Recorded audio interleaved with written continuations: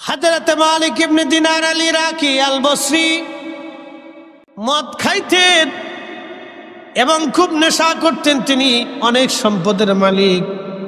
তা একদিন তিনি ওয়াজ করতেছে, একজন লোক দাঁড়ায় বলল, হে মালিক ইবনে দিনার, তোমার জীবন পরিবর্তন কেমনে হলো? অথচ কয়েক বছর আগেও তোমাকে মদ খাইতে দেখেছি, এখন তুমি ওয়াজের মঞ্চে বসে বসে ওয়াজ করো, কারণ কি? মালিক ইবনে দিনার বললেন, হো আল্লাহর বান্দা, ঠিক বলছো। আমি একদিন মদপায়ী ছিলাম, মদ খাইতাম আমি, তা আমার জীবন পরিবর্তন হয়েছে একটা কারণে। বলে, কারণ কি বলবানি? বলে, হ্যাঁ, কারণটা হলো আমি এত পরিমাণে মদপায়ী ছিলাম যে বরাতের রাত্র, কদরের রাত্র আমি ইবাদত বাদ দিয়ে সারা রাত্র মদ খাইতাম। এত নিকৃষ্ট। তা আমি মদ পান করতেছি, আমার ছোট্ট মেয়েটি আমার সাথে খেলাধুলা করতো, দৌড়াদৌড়ি করতো, আমাকে ছাড়া কখনো সে থাকতো না। তো মেয়েটা দৌড়ায় এসে এসে মদের ছোট ছোট বোতলগুলি ফেলে ফেলে দিত। আমার কাছে খুব ভালো লাগতো, মেয়েটা মদের বোতলগুলি ফেলে ফেলে দিত, পেয়ালা ফেলে ফেলে দিত। আমার এই ছোট্ট মেয়েটি, আমি কদরের রাত্রিবেলা মদ পান করতেছি, মেয়েটা মদের বোতলগুলি ফেলে ফেলে দিল। পরের বছর আমি কদরের রাত আসছে, কদরের রাত আসার পরে আমি রাত্রিবেলা আবার মদ পান করতেছি, কিন্তু মদের বোতলের দিকে তাকায় তাকায় আমি কাঁদতেছিলাম, কারণ মাত্র 3 মাস আগে আমার মেয়েটা মারা গেছে। মেয়েটার শোকে আমি কাঁদতেছি, মাত্র 3 মাস আগে মেয়েটা মারা গেল। আজকে যদি বেঁচে থাকতো তাহলে আজকে রাত্রেও আমার মদের বোতল ফেলে দিত। কেঁদে কেঁদে আমি ঘুমিয়ে পড়েছি। স্বপ্নের ঘরে দেখতেছি কিয়ামত কায়েম হয়ে গেছে, কঠিন হাসরের মাঠ, কোটি কোটি মানব, চারিপাশে আগুন, জাহান্নামের লেলিহান শিখা, প্রচন্ড গর্জন। পাগল পড়া হয়ে গেলাম, হাসরের মাঠ কায়েম হয়ে গেল। এই মাঠটা দেখার পরে আমি লক্ষ্য করলাম একটা বিরাট বড় অজগর সাপ, চোখ কালো, কপালের উপর তিলক, খুবই ভয়াবহ বিভৎস তার চেহারা। সে এসে আমাকে তাড়া করতেছে ধরার জন্য। আমি ওই সাপটাকে বাঁচার জন্য খুব দ্রুত গতিতে দৌড়াইতেছিলাম। আল্লাহর নবী বলেন, আমার উম্মত রে, জাহান্নামের সাপ, কবরের সাপ এত ভয়াবহ, আমি একবার যদি কামড় দেয় 40টা বছর বিষের ক্রিয়া চলতে থাকবে। আর ওই সাপটা এত ভয়াবহ, ও যদি পৃথিবীর মধ্যে এসে একবার নিঃশ্বাস ছাড়ত, আমার পৃথিবীর নিঃশ্বাসে বই কঠিন বিষাক্ত ক্রিয়ার কারণে আমার পৃথিবীর বায়ুমণ্ডল দূষিত হয়ে যাইত। কল্পনা করতে পারত, ওই সাপ যদি একবার পৃথিবীতে নিঃশ্বাস দিত, তামাম পৃথিবীর বায়ুমণ্ডল বিষাক্ত হয়ে যাইত। হযরত মালিক ইবনে দিনার বলতেছেন, দুনিয়ার মানুষকে আমি সেই সময় পাগল পাড়া হয়ে দৌড়াইতে লাগলাম সব থেকে বাঁচার জন্য। বহু লোক বসা, সুন্দর কাপড় চোপড় পড়া, ওই বৃদ্ধ লোকের পাশে আমি যা বললাম, হে আল্লাহর বান্দা, একটা অনেক বড় অজগর সাপ আমাকে তাড়া করতেছে ধরার জন্য, তুমি আমাকে সাহায্য করো। তখন এই বৃদ্ধ ডাক দেয়া বলল, মালিক ইবনে দিনার, তোমাকে সাহায্য করার মতো শক্তি আমার নাই, অতএব তোমার চিন্তা তুমি করতে থাকো। মালিক ইবনে দিনার বলেন, আমি আরো দৌড়াইতে লাগলাম, কিন্তু পারি না, কষ্ট হচ্ছে আমার। বহুদূরে যাওয়ার পরে আমি লক্ষ্য করলাম একটা সুন্দর আলিশান প্রাসাদ। সুন্দর এই প্রাসাদ দেখে আমি দৌড়াই গেলাম। যেতে যেতে দেখি এই প্রাসাদের ভিতরে হাজার হাজার লক্ষ লক্ষ দোলা করতেছে। প্রাসাদের একজন ফেরেশতা দরজা খুলে দিয়ে বলল, একজন আল্লাহর বান্দা বিপদগ্রস্ত হয়ে গেছে, তার কোনো আমানত বুঝি প্রাসাদের মধ্যে আছে, সে আমাদের দিকে দৌড়ে আসতেছে, দরজা খুলে দাও। দরজা খুলে দেওয়া হলো। আর ওই ফেরেশতা ঘোষণা দিয়ে বলল, কে তোমরা তাড়াতাড়ি বের হও হে বাচ্চারা, একটা লোক দৌড়ে আসতেছে, তাকে সাহায্য করা লাগবে। লক্ষ লক্ষ বাচ্চারা আমার দিকে দৌড়ে আসতে লাগলো। আমি দৌড়ে প্রাসাদের দিকে যেতে লাগলাম। যায় দেখি আমার সেই ছোট্ট খুকি মেয়েটা, কলিজার টুকরা সন্তান, ওই প্রাসাদের মধ্যে লক্ষ লক্ষ বাচ্চাদের সাথে দৌড়ায় আসতেছে। দৌড়ে আসার পরে বাচ্চা আমাকে জড়িয়ে ধরলাম, আমি বসে বললাম, কোলে নিলাম। সাপটা কাছে আসার পরে আমার মেয়েটা সাপটাকে তাড়া করলো, সাপ দৌড়ে পালায় চলে গেল। মেয়েটা আমাকে জড়িয়ে ধরছে, আমি কোলের মধ্যে বসে রইলাম। ছোট্ট মেয়েটা আমার দাড়িগুলি চুলগুলি লাড়িয়ে লাড়িয়ে দিচ্ছিল আর বলতেছিল, আব্বু তোমার কি এখনো সময় হয় নাই? খারাপ কাজ থেকে তুমি ফিরে আসবা বাবা। আমি বললাম, মারে আজকে হাসরের মাঠে কঠিন এই বিপদের দিনে ওই সাপটা কি? মেয়েটা আমাকে ডাক দিয়ে বলল, আব্বা জান, এই সাপটা হলো আপনার গুনাহ। আপনি পৃথিবীতে অন্যায় করেছেন, গুনার কাজ করেছেন, এই সাপটা হলো গুনাহ। আব্বা জান, আপনি অনেক গুনাহ করার কারণে আমার আল্লাহ এই গুনাহটাকে, অপরাধটাকে সর্প আকৃতি দিয়ে আপনাকে শাস্তি দেওয়ার জন্য আজকে তাড়া করতেছিল। যদি ধরতে পারতো বাবা, পৃথিবীতে ফিরে যাওয়ার আর কোনো সুযোগ ছিল না। বলে, মা ওই বৃদ্ধ লোকটাকে মেয়েটি ডাকতে বলতেছে, আব্বু ওই বৃদ্ধ লোকটা হচ্ছে তোমার নেক আমল। তুমি যারে বুড়া বানায় রাখছো, বৃদ্ধ বানায় রাখছো, তোমার তো নেক আমল শক্ত না, এই জন্য লোকটা বৃদ্ধ। আজকে তুমি তার কাছে গেছো, কিন্তু কোনো সাহায্য তোমারে করতে পারে নাই রে বাবা। বলতেছে, মা এই প্রাসাদ কিসের? বলে, এটা জান্নাত। এই প্রাসাদে কারা থাকে? বলে, আব্বা ছোট ছোট কালে, শিশুকালে যে মার কোল খালি করে, বাবার কোল খালি করে যে বাচ্চারা ফিরে আসে, আল্লাহর ডাকে সারা দিয়ে চলে আসে, তাদেরকে আমার আল্লাহ এই জান্নাতের মধ্যে রেখে দেয়। সুবহানাল্লাহ। আব্বা জান, কিয়ামতের ময়দানে ছোট ছোট বাচ্চারা বাবা মাকে সুপারিশ করে জান্নাতে নিয়ে চলে যাবে। একসাথে জোরে বলেন আল্লাহু আকবার। মালিক ইবনে দিনার বলতেছিলেন, মা তুমি প্রাসাদের মধ্যে কি করো? বলে, আব্বা জান, আমাকে ইন্তেকাল করার পরে আমার আল্লাহ আমাকে এইখানে দিয়ে দিছেন। আব্বা, আমি যদি আজ ইন্তেকাল না করতাম তাহলে পৃথিবীতে আপনি আর কখনো ফিরে যেতে পারতেন না, ওই সর্পের কবলে আপনাকে রেখে দেওয়া হতো। আব্বা জান, এখনো কি সময় হয় নাই আপনার মেয়েটা দুনিয়ার থেকে চলে আসার কারণে আজকের কঠিন বিপদ থেকে আল্লাহ আপনাকে বাঁচাই দিয়েছে? আব্বা জান, এখনো কি সময় হয়নি আপনি আল্লাহর দিকে ফিরে যাবেন? এখনো কি সময় হয়নি আপনি নামাজে আসবেন? এখনো কি সময় হয় না আপনি জিকির আসবেন বাবা? এখনো কি সময় হয় না আপনি ইবাদতে আসবেন? এখনো কি সময় হয় না আপনি আল্লাহর ফিকিরে বসবেন? বাবা তওবা করে নেন, ভালো হয়ে যান। আব্বা জান, আপনি আর মদ খাবেন না, আপনি আর অন্যায় করবেন না, আল্লাহ থেকে জুদা হবেন না। মেয়েটার এই কথা শোনার পরে মালিক ইবনে দিনের ঘুম ভেঙে গেল। ঘুম ভেঙে যাওয়ার পরে উনি গোসল করলেন, ওযু করলেন, পাকশা হইয়া নামাজ পড়িয়া সেজদার মধ্যে পড়ে কাঁদার কয়, রাব্বি আমি আর জীবনে কোনোদিন খারাপ কাজ করব না।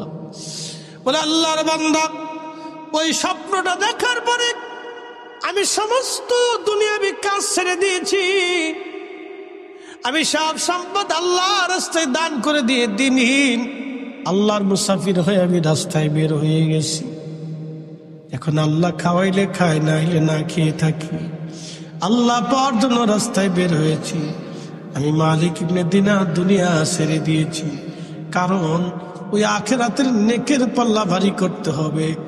সেই জন্য আমি মালিক ইবনে দিনার পরিশ্রম করে যাচ্ছি। আল্লাহর বান্দা, তুমি ঠিক দেখেছ, 2 বছর আগে আমি মদ পাইছিলাম, এখন আমি তওবা করে আল্লাহ রাস্তায় ভালো হয়ে গেছি।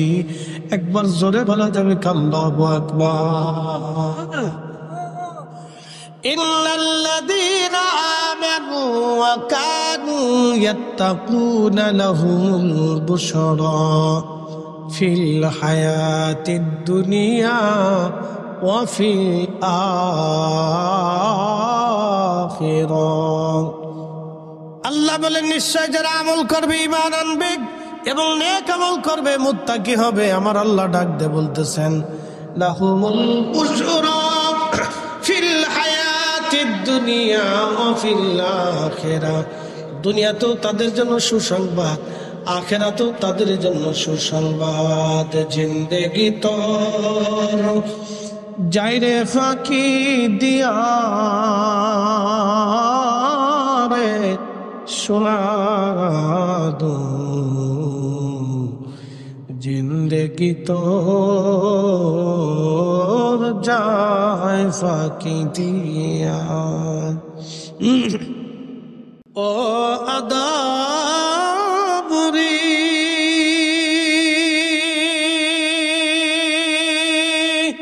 কাবিনের ওই কোলেতে কাল ঘুমেতে রইলি তুই, সারা নিশি কাটাইলি তুই ঘুমাইয়া ঘুমাইয়া রে সোনার আদু, জিন্দেগি তোর যায় ফাঁকি দিয়া।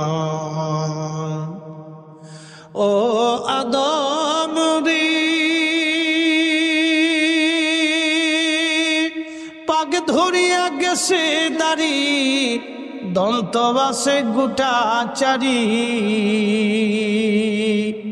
সমন জারি গিয়াছে করিয়া রে সোনার আদম, জিন্দেগি তোর যায় ফাঁকি দিয়া।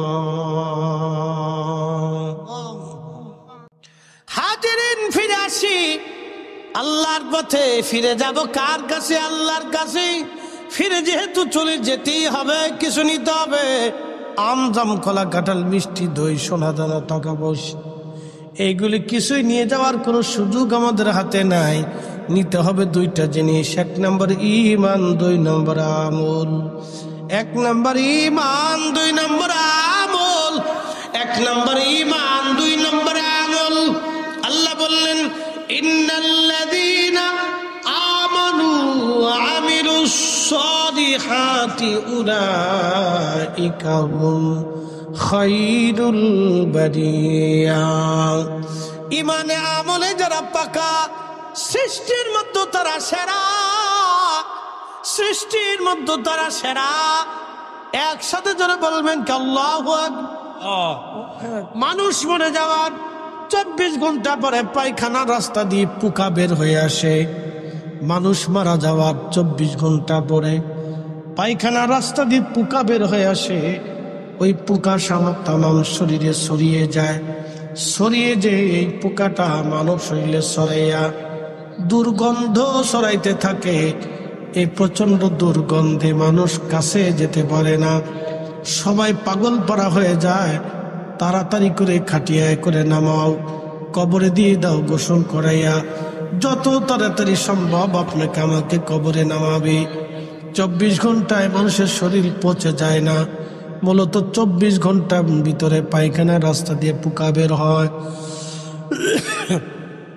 যদি আল্লাহর বান্দা কামিল হয় তাহলে পোকা আসবে না। একসাথে বলবেন আল্লাহ। যদি আল্লাহর বান্দা কামিল হয় পোকা আসবে না, শরীর পচবে না, নষ্ট হবে না। যদি আল্লাহর নবী কবুল করে নাই তাহলে সে জান্নাতি জান্নাতি জান্নাতি। একবার জোরে বলা যাবে কি মারহাবা মারহাবা, জান্নাতি জান্নাতি জান্নাতি জান্নাতি। আল্লাহ এই সমস্ত বান্দাদেরকে কোরআনে ডাক দিলেন ইয়া আইয়াতুহান নাফসুল মুতমাইন্না তুরজিই ইলা রাব্বিকি রাদিয়াতাম মারদিয়া। হে নফসে মুতমাইন্না, তুমি আসো, আমি আল্লাহর দিকে আসো, আমি আল্লাহর সন্তুষ্টির দিকে চলে আসো। আমি আল্লাহ তোমার উপরে খুশি, আসো। আমি আল্লাহ তোমার উপরে খুশি, তুমি আসো। ফাদখুলি ফি ইবাদি ওয়াদখুলি জান্নাতি। আমার ইবাদত গুজার বান্দা, আমার ওলি, আমার বন্ধু, আমার সন্তুষ্ট প্রাপ্ত বান্দাগুলি যে জান্নাতের মধ্যে, তুমি সেই জান্নাতে চলে আসো। এই জন্য কারো কারো কবর আল কবরু রাউযাতুম মিন রিয়াজিল জান্নাহ, কারো কারো কবর আল্লাহ জান্নাতের বাগান বানিয়ে দেয়। না না, জোরে বলেন আল্লাহু আকবার। কারো কারো কবর আল্লাহ কি করে দেয়? জান্নাতের বাগান বানিয়ে দেয়। আমাদের দেশে এক দল আছে, আমিন আছে না ভাই? আছে। আমাদের দেশের যেটা, আরবেরটা বলতেছি না, আরবেও কিন্তু মক্কাতে আমিন, মদিনাতে আমিন, একসাথে সবাই পড়তেছে। আর হানাফি যারা তারা পড়ে না, মালিকেরা পড়ে না, অনেকে পড়ে না, কিন্তু শাফিঈ মাযহাবের যারা তারা জোরে আমিন বলে আমিন। বাংলাদেশে যারা আছে একদল, এরা বলে কি জানেন নি? এদের একটা বদ আকীদা আছে, চরম বদ আকীদা তাদের, মারাত্মক বদ আকীদা তাদের। তারা বলে মুহাম্মাদের কবর, মুহাম্মদ সাল্লাল্লাহু আলাইহি সাল্লামের কবর, কবরই বলা লাগবে, রওজা বলা হারাম। নবীর কবরকে রওজা বলা যাবে না, রওজা বলা যাবে না। আমার রসুলের কবরকে যারা রওজা মানে না, আমরা মনে করি তারা মুসলমানই হতে পারে না। ঠিক না? এগুলি ইহুদিদের দাদা। আচ্ছা বলেন, কোরআন শরীফ মিথ্যা হবে? চেঞ্জ হবে? পরিবর্তন সংযোজন বিয়োজন কোন সুযোগ আছে? রব বলেছেন ফাদখুলি ফি ইবাদি ওয়াদখুলি জান্নাতি। আল্লাহু আকবার। আরে নবীর উপরে ঈমান আনার কারণে উম্মতের কবর যদি রওজা হয়, আল্লাহ, আল কবরু রাউযাতুম মিন রিয়াজিল জান্নাহ। ইমাম বুখারী ইন্তেকাল করছে, 16 বছর তার কবর থেকে বেহেশতের ঘ্রাণ, সুবহানাল্লাহ, তার কবরের মাটি পর্যন্ত ঘ্রাণ হয়ে গেল। 16 বছর পর্যন্ত তার কবরের মাটি পর্যন্ত ঘ্রাণ। তো মানুষ ওই মাটি নিয়ে যেত, সুঘ্রাণ তো মাটি নিয়ে যেত। তো মাটির ভিতরে বরকত ছিল, বিভিন্ন বরকতের আশায় নিলে বরকত আল্লাহ দিত, কারণ এটা বরকতময় মাটি, তো বেহেশতের ঘ্রাণ, মাটি পর্যন্ত ঘ্রাণ হয়ে গেছে। আপনি বুঝতে পারছেন তাহলে কি দামি মাটি, ঘ্রাণ হয়ে গেছে। তো মাটি নিতে নিতে নিতে নিতে নিতে নিতে নিতে নিতে নিতে বহু মাটি 16 বছরে চলে গেছে। তো এক আল্লাহর ওলি একদিন জিয়ারতে এসে দেখে সর্বনাশ, এইভাবে মাটি নিলে তো কবরই থাকতো না। তো ওই সময় দাঁড়ায় বলতেছে, রাব্বি, আপনি যদি এইভাবে সুঘ্রাণ বাহ্যিকভাবে রেখে দেন, তাহলে মানুষ মাটি নিতে নিতে শেষ করে বলবে, আল্লাহ আপনি সুঘ্রাণ বন্ধ করে দেন। ওই দিন থেকে আল্লাহ সুঘ্রাণ বন্ধ করে দিলেন। আচ্ছা বলেন, বুখারী দামি না নবী দামি? নবী। জোরে বলে নবী। বুখারী দামি না সাহাবীরা দামি? জোরে বলেন সাহাবী। ভয় নাই, ভয় নাই, জোরে বলেন। কোটি কোটি ইমাম বুখারীকে যদি এক পাল্লায় দেন, আর হযরত আবু বকরের জুতা আর এক পাল্লায় দিল, ওই জুতার ওজনের সমান হবে না, ঠিক কিনা? কোটি কোটি বুখারী, কোটি কোটি বিলিয়ন কোটি বুখারী এক পাল্লায় দিবেন, আর হযরত আবু বকরের জুতা মুবারক আর এক পাল্লায় দিবেন। সাহাবী, সাহাবী রাসূল, এই উম্মতের সর্বশ্রেষ্ঠ ব্যক্তি সিদ্দিক আকবর। নবী নিজে তাকে সিদ্দিক বলেছেন, সত্যবাদী বলেছেন। উহুদে পাহাড়ের উপর রাসূল বসছেন, সহিহ বুখারী হাদিস। তো পাহাড় কাঁপতেছে, আল্লাহর নবী পাহাড়ের উপরে তাই পা মুবারকের পিছনের অংশ দিয়ে আঘাত করলেন, আঘাত করে বললেন, হ্যাঁ পাহাড় থামো, উহুদ থামো, তোমার উপরে একজন নবী, একজন সিদ্দিক, 2 জন শহীদ উপস্থিত। আল্লাহর নবী নিজে, আবু বকর, ওমর, উসমান, মারহাবা বলবেন না? ওমরও শহীদ হইছে, ওসমানও শহীদ হইছে। হযরত আবু বকর সিদ্দিক, তোমার উপরে একজন নবী, নবী মানে আমার নবী, আর একজন সিদ্দিক, আর একজন, 2 জন শহীদ। রাসূল যা বলছেন তাই ঠিক, 2 জন শহীদ হয়ে গেল, একজন সিদ্দিক রয়ে গেল। কোটি কোটি বুখারী এক পাল্লায় দিলে ওনাদের জুতা মোবারকের এক পাল্লায় দিলে জুতার ওজনের সমান হবে না, কিন্তু ইমাম বুখারীর কবরকে আল্লাহ রওজা বানাই দিল। আরে ইমাম বুখারী নবীর হাদিসের খেদমত করার জন্য যদি তার কবর থেকে আল্লাহ রওজা বানায় দেয়, তাহলে যার হাদিসের খেদমত করলো তার কবর কি পরিমাণে দামি হতে পারে।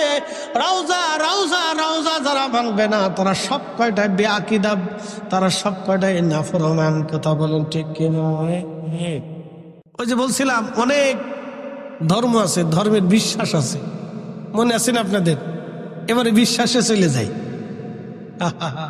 খালি যারা বুকে হাত বেঁধে নামাজ পড়ে তাদের বিশ্বাস মুহাম্মদ সাল্লাল্লাহু আলাইহি সাল্লামের কবর, কবর বলতে হবে, রওজা বলা যাবে না। তাহলে আপনি কি মনে করেন ওর পিছনে নামাজ পড়ার সুযোগ আছে না? যতদূর পারেন পড়েন, অসুবিধা নাই, বিরাট নেকের কাজ হবে, বহুত ফায়দা, চিন্তার কোনো কারণ নেই, বহুত ফায়দা হবে, পড়তে থাকবেন। আমার দেশের কিছু যুবকরা বুঝে সুঝে না, মনে করছে একবারে বিরাট বড় বুজুর্গ। শোনেন, আপনারা বুঝে পা বাড়াবেন। এদের আকিদা আবার আর একটা বদ আকিদা আছে। মুহাম্মদ সাল্লাল্লাহু আলাইহি সাল্লামের আব্বা আম্মা দুইজন কাফের, যেটা বলেন তারা জাহান্নামী, নাউযুবিল্লাহ। খালি কাফের বানায় নেই, জাহান্নামেও পাঠাই দিচ্ছে। কি ভাবতেছেন আপনারা? আমরা বললে বলবে যে সব বেদাতি। কি কয়? বেদাতি, মাজার পূজারি, কবর পূজারি বেদাতি। ওরা দিনের কি বুঝে, ধর্মের কি বুঝে, আমরা ধর্মকর্ম বুঝি না, সব ওনরা বুঝে। ওনরা বুঝতে বুঝতে শেষ পর্যন্ত নবীর আব্বা আম্মারে জাহান্নামে পাঠাইছে, নাউযুবিল্লাহ। এরপরে কারে পাঠাইবো আল্লাহই জানে। কি কথা ঠিক কি না? বুঝতে বুঝতে কোন পর্যন্ত গেছে। আজাজিলও যেটা চিন্তা করে নাই, শয়তান আজাজিলও এত বড় চিন্তা করে নাই কোনোদিন। আজাজিল জানে যে আল্লাহর দপ্তরে বেয়াদবি করছি, ওখান থেকে আল্লাহ দুনিয়া ফাটাইছে, এখন যদি রসুলের দরবারে করি তাহলে পিঠের চামড়া থাকবে না। কি কথা কান না কে? মুসলমানদের দ্বিতীয় ওমর ইবনে আব্দুল আজিজ, যাকে মুসলমানদের দ্বিতীয় ওমর বলা হয়, তিনি হযরত ওমরের নসল, হযরত ওমরের বংশধর, হযরত ওমর ইবনে আব্দুল আজিজ। খুব মনোযোগ দেন। আল্লামা ইমাম জালালউদ্দিন সুয়ুতী রাহমাতুল্লাহি আলাইহি আল হাবিলিল ফতওয়া মাসালিকুল হানাফা বিওয়ালিদাইল মুস্তাফা ইরসালার মধ্যে তিনি লেখেন, ওমর ইবনে আব্দুল আজিজ ইসলামের প্রথম মুজাদ্দিদ। একসাথে বলবেন না মারহাবা। ওমর ইবনে আব্দুল আজিজ, যিনি মুসলমানদের দ্বিতীয় ওমর, তিনি এক গভর্নরকে তিনি তলব করলেন। তো উনি মুসলিম মিল্লাতের খলিফা। কত বড় খলিফা বলি? বর্তমানে ইরান, ইরাক, ইয়ামান, ওমান, কুয়েত, কাতার, দুবাই, বাহরাইন, সৌদি আরব, জর্দান, ফিলিস্তিন, Lebanon, Libya, Tunisia, Algeria, Morocco, Sudan, এরপরে আফ্রিকার আরো আনুষঙ্গিক দেশ সহ বিরাট মুসলিম মিল্লাতের খলিফা। বাংলাদেশের 400-500 দেশের সমান একটা দেশের খলিফা। তো ওনার কাছে এক গভর্নর আসছে, তলব করলেন। গভর্নরকে জিজ্ঞেস করলেন, গভর্নর, মুসলমানদের একটা গুরুত্বপূর্ণ পদে তুমি একজন কাফেরকে কি করে দায়িত্ব দাও? মানে ওই গভর্নর মুসলমানদের একটা গুরুত্বপূর্ণ পদ, ধরেন গোয়েন্দা ডিভিশনের এক পদে একজন কাফেরকে দায়িত্ব দিচ্ছে। আপনি তো বুঝতেই পারতেছেন, তখন মুসলিম মিল্লাতের এত বড় একটা গুরুত্বপূর্ণ পদে একজন কাফের দায়িত্ব পেলে সে দায়িত্ব কিভাবে পালন করবে? নিশ্চয় খ্রিস্টান কাফেরদের কাছে তো তথ্য বিক্রি করে দিবে। তো খলিফা তাকে জিজ্ঞেস করলেন, গভর্নর, তুমি কি করে এত বড় গুরুত্বপূর্ণ একটা পদে কাফেরকে দায়িত্ব দিলেন? তো গভর্নর জবাব দিচ্ছে, খলিফাতুল মুসলিমিন, আল্লাহ আপনাকে মাফ করুন, আপনি কি জানেন না নবীজির আব্বা আম্মাও কাফের ছিল? কি বুঝতে পারছেন আপনার? ওই প্রেতাত্মা এখনো পৃথিবীতে আছে। কথা কর না কেন? তখনও ছিল, এখনো কিয়ামত পর্যন্ত। ও না থাকলে তো আমরা হক বাতিল বুঝতাম না। কথা ঠিক কিনা? ও আসেনি তো আমরা হক বাতিল বুঝি। তখন ওমর ইবনে আব্দুল আজিজ রাহিমাহুল্লাহ তিনি পেরেশান হয়ে গেলেন, শুধু একটা শব্দ করলেন, কি বললি? তোর জিভ যদি কেটে ফেলতাম, তোর হাত যদি কেটে ফেলতাম, তোর পা যদি কেটে ফেলতাম। কি বললি? তোর হাত যদি কাটতাম, পা যদি কাটতাম, জিভ যদি কাটতাম। দুরহানা ফরমান, মুসলমানের কোন গভর্নরি পদে তোকে রাখাই যাবে না, একসাথে বলা যাবে না আল্লাহু আকবার। তাহলে আপনি কি বুঝতেছেন?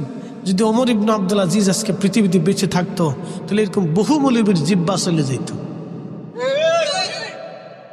তাদের বিশ্বাস দেখছেন আপনি? এটা বিশ্বাস, এটা নাম কি?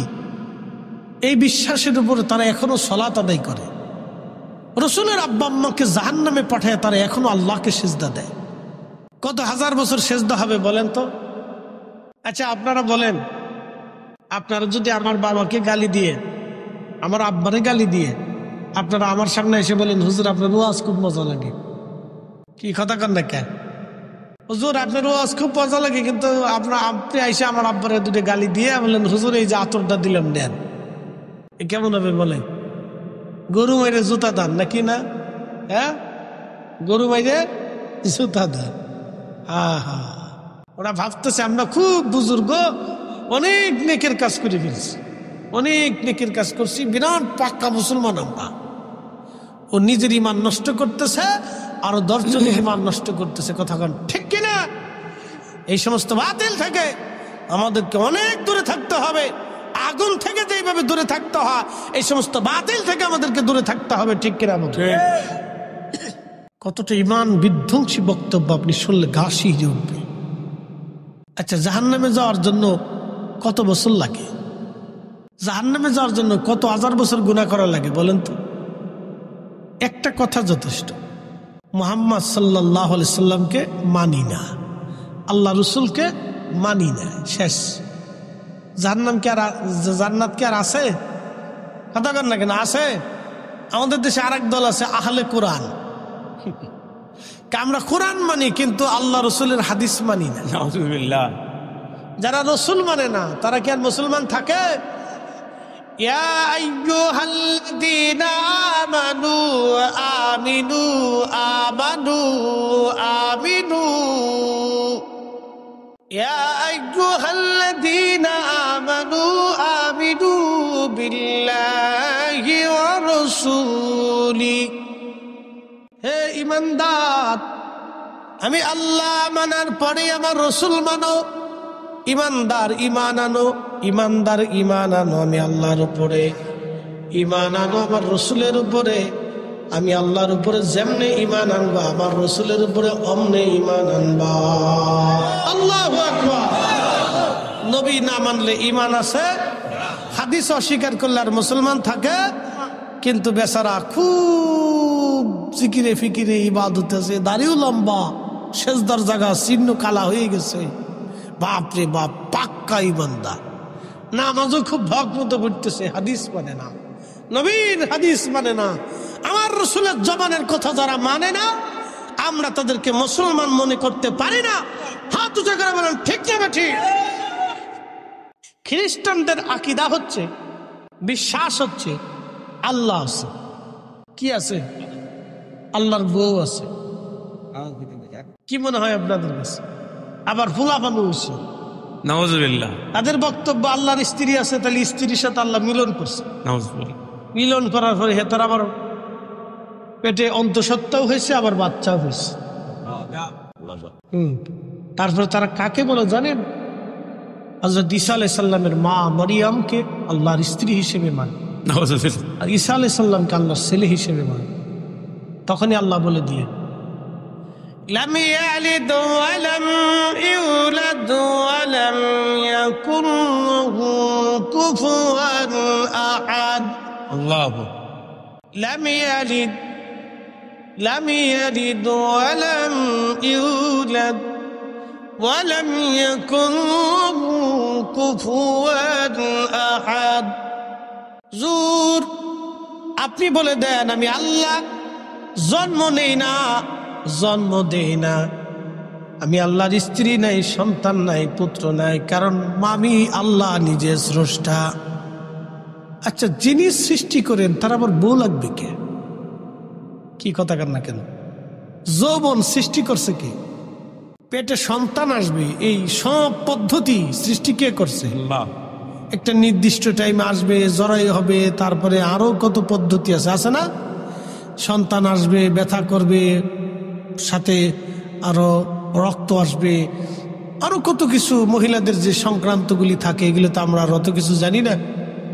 তো ডাক্তাররা, গাইনি ডাক্তাররা ভালো করে বুঝবে। তো নারী সংক্রান্ত যে কাজগুলি আছে আল্লাহ তো এগুলি নিজে সৃষ্টি করছেন, তার আবার ফুলার দরকার কি? তার আবার মিলনের দরকার কি? তো নিজেই ওই যৌবন আল্লাহ নিজেই সৃষ্টি করছে, তার আবার ওটার দরকার কি? তো নিজে তো স্রষ্টা, স্রষ্টার আবার বউয়ের দরকার কি, ফুলাফানের দরকার কি? সব মানুষই তো তার সৃষ্টি, সব মাখলুকে তার সৃষ্টি। ঠিক আছে, ঠিক আছে নাকি না? এই হচ্ছে কিছু ভ্রান্ত আকিদা। আমাদের দেশে আর এক দল আকিদা আছে, যারা বুকে হাত বেঁধে নামাজ পড়ে, তাদের আর একটা বিশ্বাস আছে। শোনেন, বিশ্বাস হলো সবচেয়ে বড় জিনিস, বলে দিয়ে যাই। তাদের একটা বিশ্বাস আছে, বলে কি বিশ্বাস? তারা বিশ্বাস করে আল্লাহ নিরাকার, আল্লাহ আকার।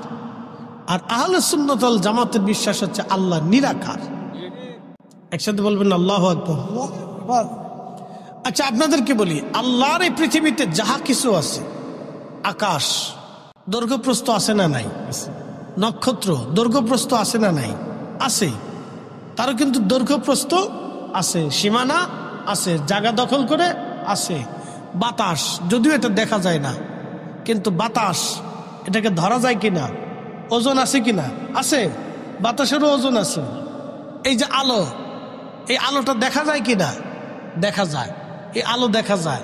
এই আলোর একটা গতি আছে। বলেন, এই আলোর গতি সৃষ্টি করছে কে? 1 সেকেন্ডে 1,86,000 মাইল দূরেই আলো চলে যায়। তো এই আলোর গতি যিনি সৃষ্টি করছেন তিনি কে? আল্লাহ। তাহলে আল্লাহ গতি থেকে মুক্ত, গতি থেকে মুক্ত। তো খুব মনোযোগ দিয়ে এই যে আবার দেখেন, এটা দৈর্ঘ্যপ্রস্থ আছে কিনা, ব্যাস ব্যাসার্ধ আছে কিনা, ওজন দখল করে আছে কিনা? আছে। তাহলে এই পেয়ালাটা কি আকার না নিরাকার? জোরে বলেন। আল্লাহ ব্যতীত সৃষ্টির মধ্যে যাহা আছে সব আকার, একমাত্র আল্লাহ হচ্ছে নিরাকার। এখন বলেন, আল্লাহকে কেউ আকার মনে করে যদি সেজদা দেয়, তাহলে কত হাজার বছর সেজদা দিলে নামাজ হবে? বলেন। এই জন্য আপনারা বুঝে সুঝে পা বাড়াবেন, বুঝে সুঝে পা বাড়াবেন। বিরাট বড় শায়েখ দেখে পাগল হয়ে যায় না। কারণ একটা কথা সারা জীবন মনে রাখবেন, আহলে সুন্নাত ওয়াল জামাতের আকীদা ছাড়া কোন মা ওলির জন্ম দিতে পারে নাই। আপনি দেখেন, সারা পৃথিবীতে মাটি খুঁজে হলে দেখান আমাকে, আহলে সুন্নাত ওয়াল জামাত ছাড়া, এই আকীদা ছাড়া কোন মা ওলির জন্ম দিছে সারা দুনিয়াতে আমাকে দেখাই দেন নাই। যদি দেখান তাহলে আমি আপনারটা মেনে নিব, আর যদি না দেখাইতে পারেন তাহলে আসেন, আহলে সুন্নাত ওয়াল জামাতটাই ঠিক। মানুষ কম হয়ে আর বেশি হতে সাথে কিছু যায় আসে না, কারণ আমাদের এই জামাতেই ওলি এসেছে, এই আকীদাতেই খাজা বাবা আজমেরি, এই আকীদায় হযরতে মুজাদ্দিদ আল ফেসানি, এই আকীদায় হযরতে শাহ সুফি হযরত শাহজালাল ইয়ামানি মুজাররিদি, এই আকীদায় ফতে আলী রসুলনামা, এই আকীদায় হযরতে আলা হযরত, এই আকীদার ভিতরেই হযরতে বাহাউদ্দিন নকশবন্দ বুখারী, এই আকীদার ভিতরে কুতুবউদ্দিন কাকি, নিজামউদ্দিন আউলিয়া, যত ওলি আসছে, ইমাম আজম, ইমাম শাফি, ইমাম আহমদ ইবনে হাম্বল, ইমাম মালিক, ইমামুল আজম আবু হানিফা থেকে শুরু করে বড় বড় ইমাম মুহাদ্দিস আইম্মা ইকরাম, উলামা, ফুদালা, নুজাবা, নুকাবা, সব এই আকীদার ভিতরে। অতএব আহলে সুন্নাত ওয়াল জামাতের বাহিরে যা আছে সব বেদাতি ভণ্ড, বেদাতি ভণ্ড। কথা বলে ঠিক করছে ধুইরে, এগুলোর নাম বলা ঠিক না, এগুলো হলো অপদার্থ। একটা কথা মনে রাখবেন, কিছু অপদার্থের নাম বললেও এটা ভুল হয়। যারা সত্য ত্যাগ করে ভ্রান্ত পথের দিকে চলে যায় তাদের নাম না বলাই ভালো। এগুলি বইলে আজ প্রচার করে কোনো লাভ নাই, এগুলি এমনি ফেসে যাবে। কি কথা কন না কেটে, এগুলি এমনি ফেসে যাইব গা, এটা এমনি ফেসে যাইব গা, এটা রিজেক্টেড মাল, এটা চলে গেছে গা, গোনা অনে যাইব গা, ফসা মাল। এগুলি দিয়ে আপনার শোনেন, আহলে সুন্নাত ওয়াল জামাতে কে থাকবে না থাকবে না, এটা দিয়ে আহলে সুন্নাত ওয়াল জামাত চলে না। এটা রাসূলের জামাত, সাহাবায়ে কেরামের জামাত, আউলিয়া কেরামের জামাত, শাহজালালের জামাত, খাজা বাবা আজমিরের জামাত, হুজুর গাউসে পাকের জামাত। কথা বলেন ঠিক না বেটি? কে থাকবে থাকবে না এটা দিয়ে আহলে সুন্নাত ওয়াল জামাত চলে না, বরং আমরা আহলে সুন্নাত ওয়াল জামাত দিয়ে চলি। আমাদেরকে দিয়ে আহলে সুন্নাত ওয়াল জামাত চলে না, আমরা আহলে সুন্নাত ওয়াল জামাত দিয়ে চলি। তুমি আজেরে বাজেরে কোনটা থাকলো না থাকলো ছাতা দেখার সময় আমাদের নাই। রিজেক্টেড মাল, ফসা মশা মাল হয়ে দেখছে জায়গা যুগে নেই, তেমন কিছু নেই, গেছে গা। তো যাই গে এরকম 2 সাইডে চলে গেলে 2 লাখ কোটি কোটি চলে গেলে কিচ্ছু আসে যায় না। এই জামাতে যারা থাকবে তারা ওলি হবে, ওলিরা এই জামাতে ছিল। আল্লাহ আমাদেরকে জামাতে থাকার তৌফিক দিন, বলেন আমিন আমিন। আসেন কিছু সময় আল্লাহ জিকির করে ইসমে জাত আল্লাহ আল্লাহ আল্লাহ আল্লাহ আল্লাহ আল্লাহ আল্লাহ আল্লাহ আল্লাহ আল্লাহ আল্লাহ আল্লাহ আল্লাহ আল্লাহ আল্লাহ আই গাহুন আল্লাহ কাঙ্গালে রে দেখা দিবানি আল্লাহ আল্লাহ আল্লাহ আল্লাহ बोला मेरे দেখা দিবানি গহনো বিজে কাঙ্গালে রে দেখা দিবানি আল্লাহ আল্লাহ আল্লাহ আল্লাহ আল্লাহ খিবার মনে চাই গহনো বিজে গোলামের দেখা দিবানি আল্লাহ আল্লাহ আল্লাহ আল্লাহ আল্লাহ আল্লাহ আল্লাহ আল্লাহ আল্লাহ আল্লাহ মনের যত পশগবন ভক্তি করতই 2 চার ভগবান। বনের যত পশগবন ভক্তি করতই 2 চার মেঘমালা ছায়া দিত গাওয়া আই গহন বিজে কোন সাধনে পাগিব তোমায় আল্লাহ আল্লাহ আল্লাহ আল্লাহ আল্লাহ আল্লাহ আল্লাহ আল্লাহ আল্লাহ মেরে দেখা দিবানি গহন বিজে কোন সাধনে পাগিব তোমায় আল্লাহ আল্লাহ আল্লাহ আল্লাহ আল্লাহ আল্লাহ আল্লাহ